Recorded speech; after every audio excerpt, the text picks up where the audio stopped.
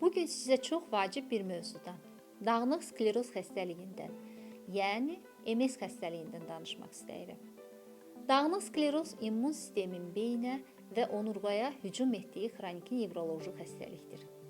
Bu zaman sinir liflərini qoruyan miyelin qişası zədələnir və nəticədə sinir impulsları yavaşayır.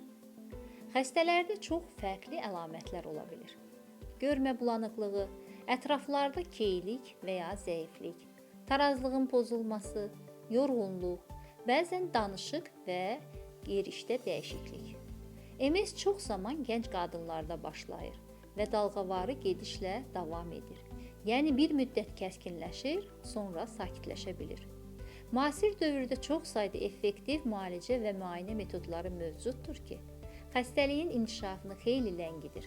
Xəstələrin normal həyata davam etməsinə imkan yaradır.